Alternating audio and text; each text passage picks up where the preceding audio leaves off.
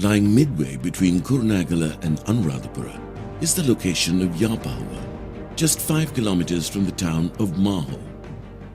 The city of Yapahuwa was the capital of the country for just 12 years. The rock citadel of Yapahuwa rises abruptly out of the surrounding landscape and has been compared to the Sigiriya rock fortress, though on a much smaller scale.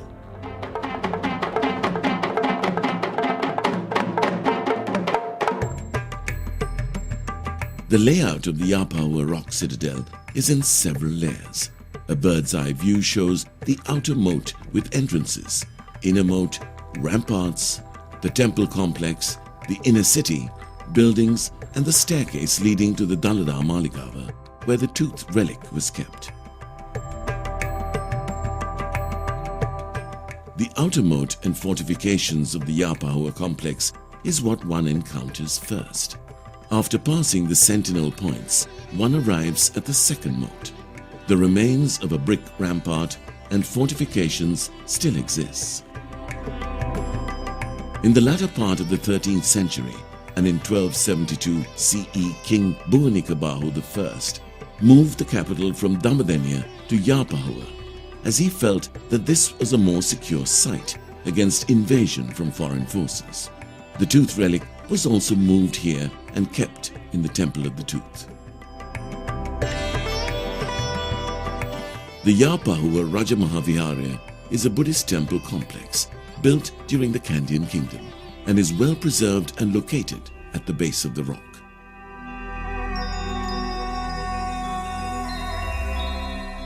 The temple complex has a Bodhi tree and image house with old murals. At the foot of the rock is the audience hall and the remains of a series of buildings which little is known of. The most interesting showpiece of the Yapahuwa rock is the staircase leading to 3 distinct levels and the temple complex. One has to negotiate a steep gradient of steps constructed at a 70-degree angle.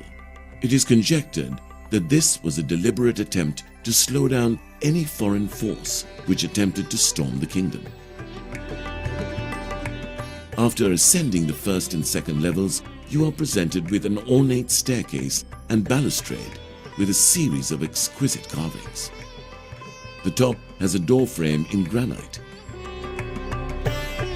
This too is an outstanding example of workmanship and carving in stone. The carvings found in this upper section include dancers, drummers, female forms, dwarfs, lions, and elephant shapes, to name a few.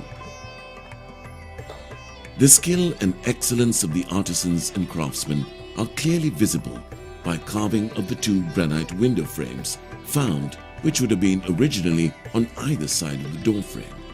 While one frame is at the museum below the location, the other has been preserved at the National Museum at Colombo. Of course, one of the most interesting facets is the mythical and stylized lion form carved in granite on either side of the 3rd level staircase.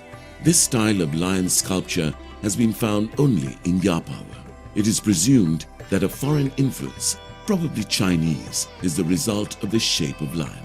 Excavations around the site have revealed over 1,000 coins of Chinese origin, giving some credence to this theory. The 3rd level brings one to location of the Temple of the Tooth. This level has the remains of the temple building foundation, water channels, retaining walls, and stone steps and carvings. Unlike Sigiriya, this is not the summit of the rock, but merely a level midway. When one continues to climb several steps, also built at a steep gradient, you arrive at a set of caves, the housing of monks at the time. Ascending a few more granite rocks and steps, one arrives at the summit. Here the remains of a Dagaba and Bodhi tree enclosure can be seen. The summit, which is a relatively flat plateau, provides the visitor with truly stunning 360-degree views of the surrounding countryside.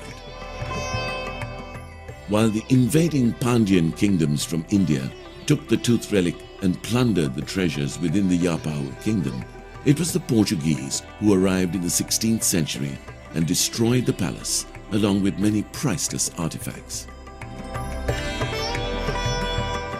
The Yapahuwa site remained in ruins and was discovered by H.C.P. Bell, Sri Lanka's first archaeological commissioner during the inception of the 19th century. The area around the Yapahuwa citadel has not been fully excavated or explored, and it's believed that what we see today is just a part of the site. Being in a remote corner of the cultural triangle means that one can explore the splendor of the ancient kingdom without the customary crowds which normally visit such an archaeological monument.